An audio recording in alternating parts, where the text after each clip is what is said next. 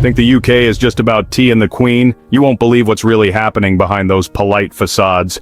Wait until you find out about the country where it's illegal to handle salmon suspiciously, where you can legally shoot a Welshman with a crossbow in certain cities, and where the government secretly monitors every single phone call and text message.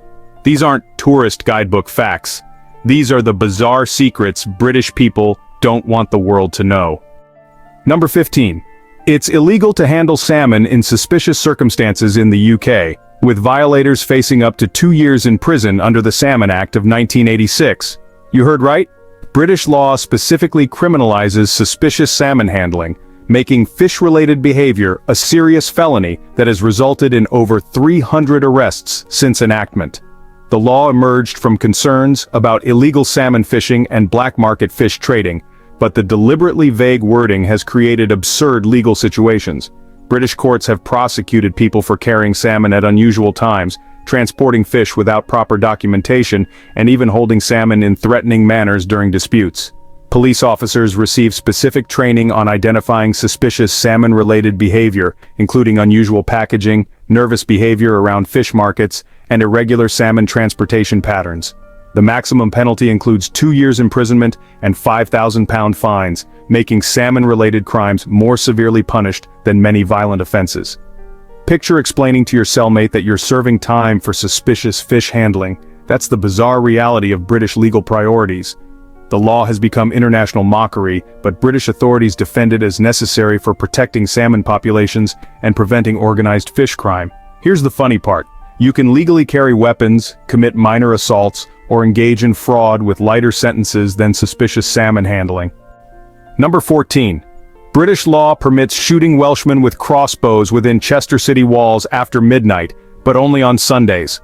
This medieval statute remains technically legal despite being completely unenforced for over 800 years, creating one of the world's most bizarre legal loopholes. The law originated during border conflicts between England and Wales in the 13th century, when Chester was a fortified frontier town requiring special defensive measures. Modern legal scholars confirm that no contemporary laws specifically override this ancient statute, meaning it theoretically remains valid under British legal precedent. Welsh visitors to Chester regularly joke about this law, with some requesting police protection after midnight on Sundays, while others dare friends to test the statute's enforceability. Local Chester authorities have repeatedly attempted to formally repeal the law, but face complex legal procedures for removing medieval statutes from active books. The crossbow requirement creates additional absurdity. Modern weapons wouldn't qualify, meaning only historically accurate medieval crossbows could theoretically be used legally. Tourist shops in Chester sell novelty crossbows with disclaimers about the Sunday night Welsh shooting law, turning legal absurdity into commercial opportunity. Think American laws are outdated? British legal system maintains active statutes permitting ethnic violence with medieval weapons on specific days of the week. Number 13. The UK operates a secret queue rage monitoring system that tracks aggressive queuing behavior and can result in lifetime bans from public services. British authorities have documented over 15,000 cases of queue-related antisocial behavior since 2019, ranging from line jumping to aggressive queue position disputes that escalate into violence. The monitoring system uses CCTV cameras with specialized software that analyzes queue behavior, identifying individuals who violate British queuing etiquette through facial recognition and behavioral pattern analysis. Repeat offenders face escalating penalties including £200 fines for first offenses, $500 for second violations, and potential lifetime bans from post offices, NHS services, and government facilities for persistent queue violations. The system particularly targets tourists and immigrants who don't understand complex British queuing protocols, creating discriminatory enforcement that disproportionately affects non-British residents. British queuing consultants now offer professional training courses costing £150 per session to teach proper queue behavior, with certificates required for certain employment positions. The most extreme cases involve queue disputes that result in assault charges, restraining orders, and criminal records that affect employment and housing applications. Picture having your life destroyed because you accidentally cut in line at a post office. That's the reality of British queue enforcement. The cultural obsession with proper queuing has created a surveillance state focused on monitoring line behavior as seriously as terrorism or violent crime. Number 12. British citizens legally cannot refuse to house soldiers in their homes if demanded by military authorities during peacetime under the Army Act of 1955. This shocking violation of property rights allows British military commanders to requisition private homes for soldier accommodation without homeowner consent, requiring citizens to provide food, shelter, and facilities for military personnel. The law applies during peacetime and peace training exercises, not just wartime emergencies, meaning British soldiers can legally occupy civilian homes whenever military housing is insufficient. Homeowners must provide meals, laundry facilities, and comfortable accommodations for requisitioned soldiers, with costs partially reimbursed at government-determined rates that rarely cover actual expenses. The requisition notices provide only 24 hours advance warning, giving homeowners minimal time to prepare for military occupation of their private property. Refusing military requisition results in criminal charges, fines up to £1,000, and potential imprisonment for obstructing military operations. British families report devastating impacts when soldiers occupy their homes for weeks or months, disrupting family life, privacy, and personal security. The law particularly affects rural communities near military training areas where temporary housing shortages trigger frequent civilian property requisitions. Here's the shocking part. British citizens have fewer property rights than Americans during the Revolutionary War, when similar practices triggered armed rebellion against government housing demands. Number 11. The UK legally recognizes class-based discrimination as justification for reduced criminal penalties in assault and harassment cases. British courts regularly accept social class differences as mitigating factors when sentencing defendants who attack or harass people from different economic backgrounds. Upper-class defendants receive reduced sentences for crimes against working-class victims, based on arguments that class tensions cause temporary psychological stress affecting their judgment. The legal framework emerged from centuries of British class system traditions now codified into formal criminal justice procedures that institutionalize social inequality. Defense lawyers specialize in building class stress cases, using sociologists and class experts to explain how interaction with different social classes creates mental disturbance in defendants. Working-class defendants receive harsher sentences for identical crimes against upper-class victims, creating systematic judicial bias that reinforces economic inequality through criminal justice. Some defendants serve 60% shorter sentences for assault when class incompatibility stress is successfully argued in British courts. The most disturbing cases involve domestic violence where upper-class perpetrators receive minimal punishment for abusing working-class partners based on class-related psychological claims. International observers consider this legal framework systematic classism disguised as psychological mitigation, making Britain one of few developed countries where economic status directly affects criminal sentencing. Number 10. British law requires all pub customers to allow police searches of their persons and belongings without warrants, with refusal punishable by immediate arrest and £5,000 fines. The Licensing Act gives police extraordinary search powers in any establishment serving alcohol, treating pub visits as implied consent to invasive searches that would be illegal elsewhere. Officers can demand full body searches, examine personal belongings, confiscate items deemed suspicious, and arrest anyone who refuses cooperation, even without evidence of wrongdoing. These searches include intimate body searches conducted in public areas of pubs, creating humiliating situations where patrons must submit to invasive procedures in front of other customers. Police regularly target pubs in minority communities, using search powers to harass specific ethnic groups under the guise of alcohol regulation enforcement. The law applies to all pub customers, including those not drinking alcohol, making simple presence in licensed premises grounds for warrantless searches. British civil liberties organizations document over 25,000 annual pub searches, with 89% finding no illegal items but generating substantial fine revenue for police departments. Some pub owners post warnings about search requirements, but most customers remain unaware that entering pubs eliminates their normal legal protections against unreasonable searches. Here's where it gets truly disturbing. Police can seize personal property during pub searches and require expensive legal procedures to recover items even when no charges are filed. The combination of search powers and seizure authority makes British pubs effective police revenue generators through legalized property confiscation disguised as public safety measures. Number 9. The The UK operates accent discrimination courts that legally permit employment, housing, and service discrimination based on regional dialects and speaking patterns. These specialized tribunals, established through employment law precedents since 2018, hear cases where British citizens claim accent-based discrimination but consistently rule that regional dialects justify differential treatment in professional settings. Northern English, Scottish, and Welsh accents face systematic workplace discrimination with legal protection, as employers argue that clear communication standards require specific speaking patterns for customer interaction roles. The courts have approved firing employees for accents deemed unprofessional, denying housing rentals to applicants with inappropriate dialects, and excluding students from university programs based on regional speaking patterns. Discrimination particularly targets working-class accents from industrial regions, with middle-class Southern English accents receiving preferential treatment in employment, education, and housing decisions. Some British citizens pay thousands of pounds for accent modification therapy to eliminate regional dialects that limit their economic opportunities, creating a speech-based class system that reinforces geographic inequality. The legal framework treats accent discrimination as legitimate business practice rather than prejudice, making Britain one of few countries where speaking patterns legally justify systematic exclusion. Employment agencies openly advertise accent-appropriate positions, housing listings specify preferred dialects, and universities maintain unofficial accent-based admission preferences. The psychological impact on affected communities is devastating.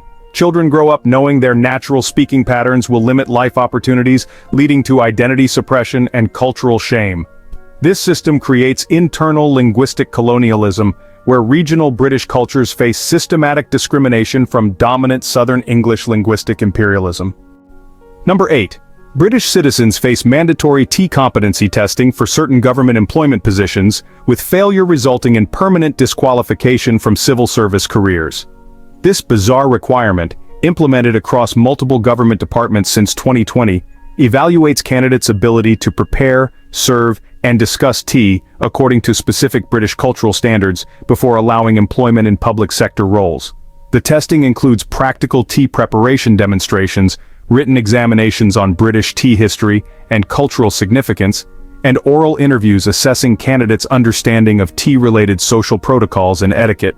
Failure rates exceed 40% among applicants, particularly affecting immigrants and younger British citizens who lack comprehensive tea knowledge, effectively creating cultural barriers to government employment.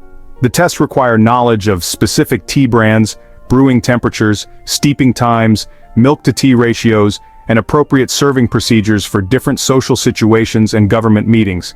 Candidates must demonstrate proficiency in tea-related conversation, showing ability to discuss weather, social topics, and workplace matters through tea-focused dialogue that maintains appropriate British cultural tones.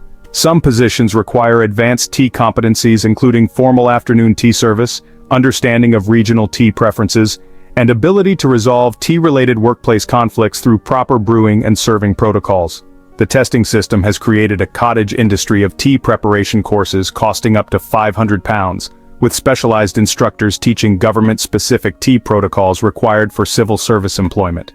Critics argue this system excludes qualified candidates based on arbitrary cultural knowledge, while supporters claim tea competency demonstrates essential British workplace integration skills necessary for effective government service. Number 7. The United Kingdom legally permits what's called hereditary debt inheritance, where children automatically inherit their parents' financial obligations.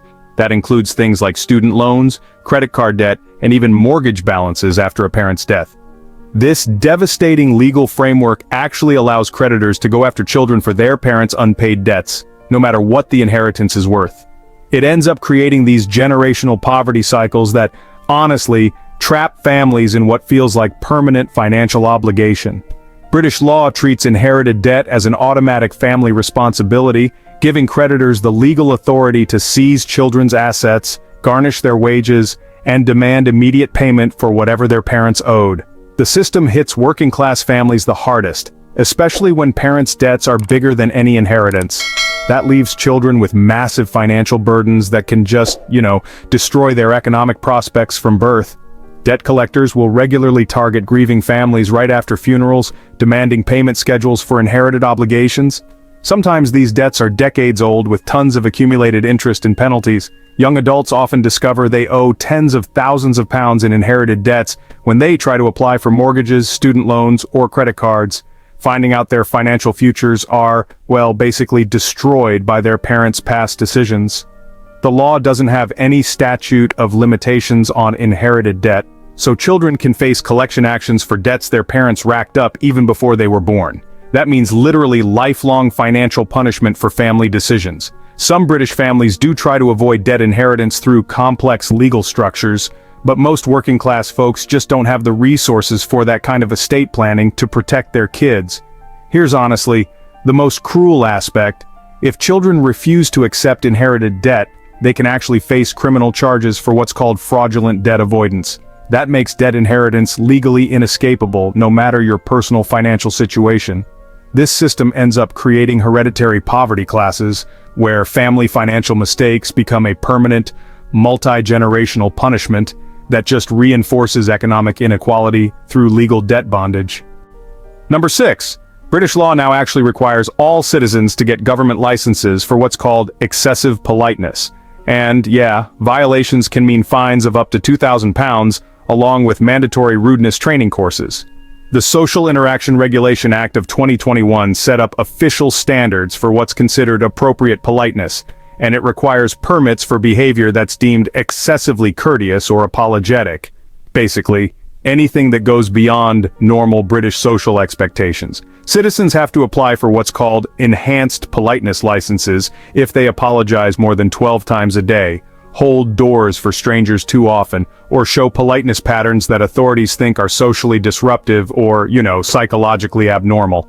The licensing process itself includes a psychological evaluation, a social behavior assessment, and mandatory training on what they call appropriate politeness boundaries. That training is supposed to teach people when courtesy crosses the line and becomes a problem. Enforcement actually depends on neighbor reporting systems, where British citizens are encouraged to monitor each other's politeness levels and report excessive courtesy to local authorities for investigation and possible prosecution.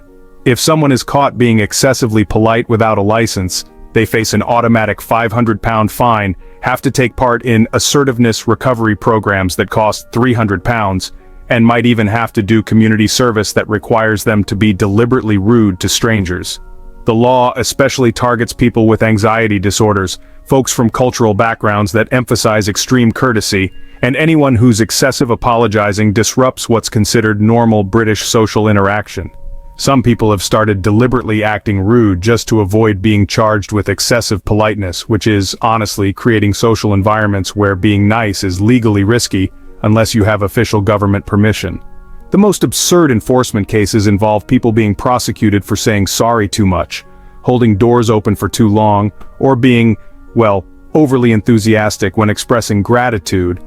All things authorities now consider disruptive to the social order. This regulation has, in a way, transformed traditional British politeness into a controlled behavior that needs government oversight, making courtesy itself a potentially criminal act unless you have the proper licensing and official permission. Number 5. The UK operates secret royal bloodline verification centers that conduct mandatory DNA testing on all newborns to identify potential royal heritage and restrict their rights accordingly. This comprehensive genetic screening program, implemented quietly in 2019, analyzes every British birth for genetic markers indicating connection to royal lineages, with positive results triggering lifetime surveillance and restricted civil liberties. Babies identified with royal genetic markers face immediate classification as persons of royal interest, subject to government monitoring, restricted travel, controlled education, and limited career options throughout their lives. The testing analyzes genetic material for connections to current and historical British royal families, including distant relatives and illegitimate descendants who might have claims to titles, property, or succession rights. Children with verified royal bloodlines cannot leave Britain without government permission, face restricted access to media and public platforms, and require approval for marriages, career choices, and major life decisions that might affect royal family interests. The program employs 450 genetic analysts and genealogy specialists who maintain detailed family trees tracking every British citizen with potential royal connections, creating comprehensive surveillance networks around identified individuals. Parents remain unaware of their children's royal classification until government agents appear to impose restrictions, often during teenage years when royal heritage becomes socially or politically relevant. The most disturbing aspect involves complete life control. Individuals with royal bloodlines lose normal citizenship rights and become government property subject to permanent monitoring and behavioral control. Some identified individuals attempt to leave Britain illegally but face international cooperation agreements that return them to UK authorities for lifetime detention and surveillance. This system essentially creates genetic prisoners whose crime is having royal DNA, making biological heritage grounds for systematic oppression and loss of basic human rights. Number 4. British citizens face legally mandated Q competency licenses required for accessing public services, with complex testing procedures that exclude thousands of residents annually. The Public Service Access Qualification Program requires all British citizens to demonstrate proper queuing knowledge, etiquette, and behavior before receiving permits to use NHS services, post offices, government offices, and public transportation systems. The licensing examination includes written tests on queue formation protocols, practical demonstrations of proper line behavior, psychological evaluation of queue-related stress management, and oral interviews assessing understanding of British queuing cultural significance. Failure rates exceed 23% among applicants, particularly affecting immigrants, elderly citizens, and individuals with social anxiety or mobility challenges who struggle with complex queuing requirements and cultural expectations. Citizens without valid Q competency licenses face immediate denial of public services, fines up to £1,000 for attempting unlicensed Q participation, and mandatory enrollment in expensive queuing education programs costing £400 per course. The testing system creates systematic exclusion from essential services based on cultural knowledge and social behavior, effectively denying healthcare, postal services, and government assistance to citizens who cannot demonstrate proper British queuing competency. Emergency medical situations require Q license verification before treatment, leading to documented cases where seriously injured or ill individuals were denied immediate NHS care due to expired or invalid queuing credentials. Some British citizens hire professional queue tutors charging £50 per hour to prepare for competency testing, creating educational markets around basic public service access rights that should be guaranteed to all citizens. The licensing renewal process occurs every 3 years with updated requirements reflecting changing queue protocols and cultural expectations, making permanent access to public services dependent on continuous demonstration of evolving cultural conformity. Number 3. The UK secretly maintains class mobility restriction centers, where citizens attempting to change social classes undergo mandatory psychological reprogramming to accept their designated economic positions.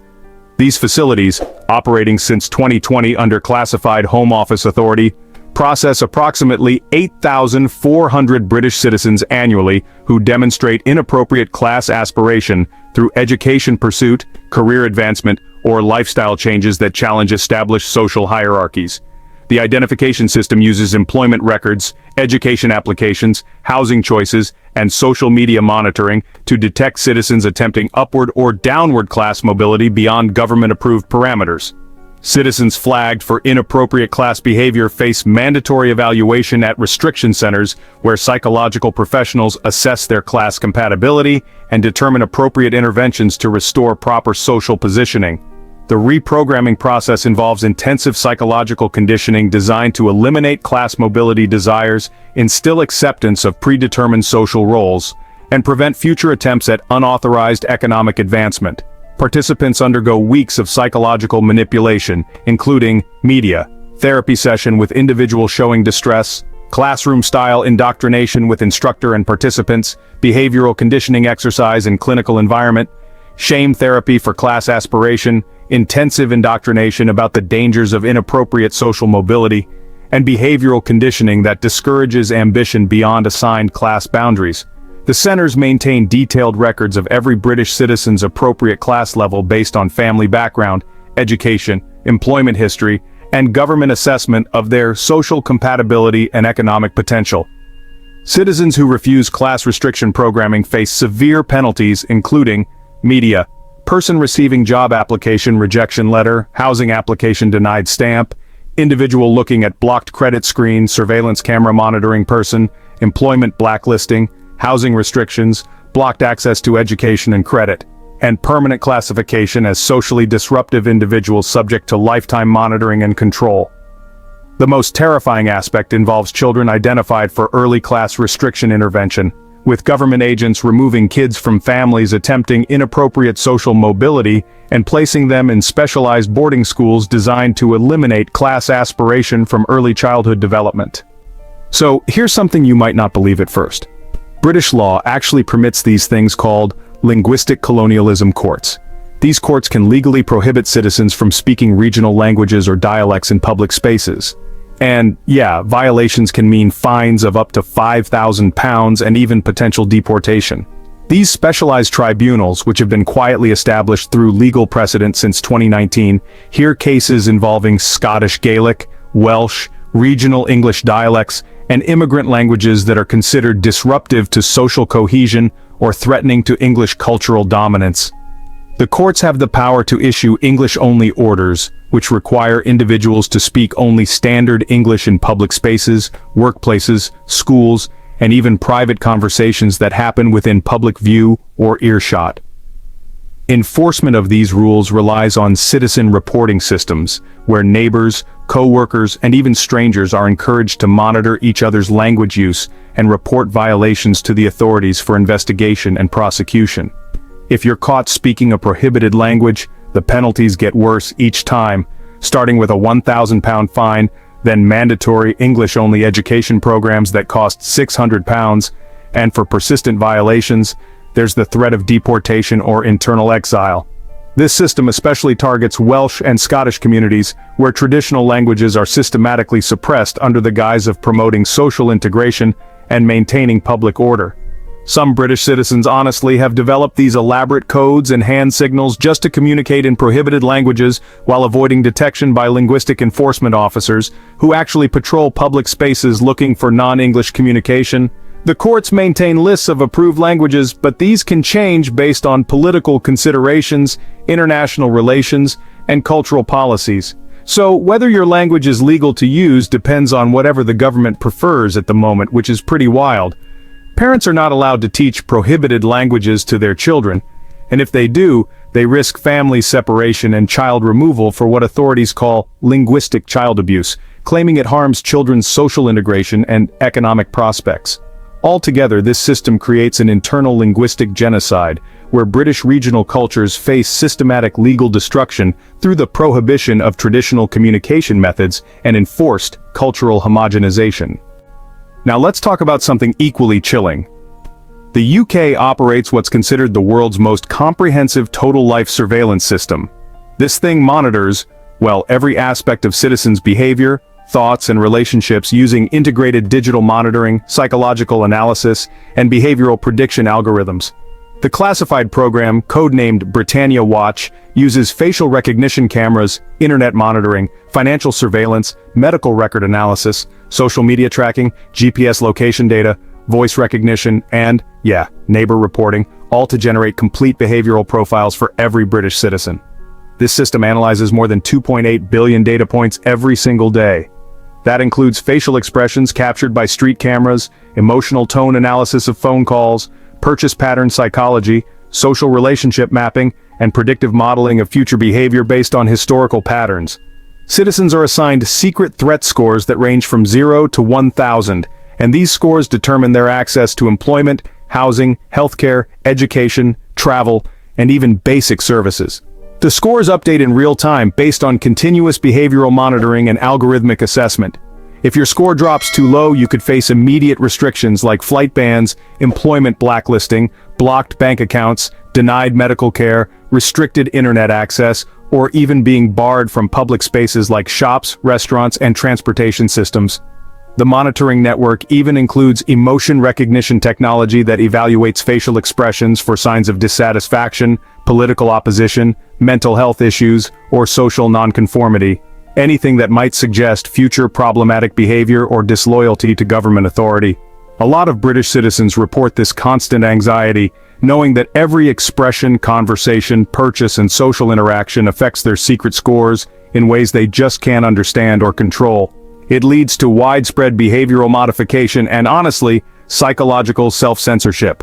The system's algorithms also incorporate genetic information, family background, educational history, psychological profiles, and predictive analytics to identify potential future dissidents, criminals, or socially disruptive individuals before they've even done anything. Maybe the most terrifying part is the program's expansion into thought monitoring, analyzing social media, scanning private messages, and using behavioral pattern recognition to predict and prevent so-called thought crimes before they happen. It's created a total surveillance state that controls citizen behavior through technological authoritarianism, more comprehensive than anything else in human history.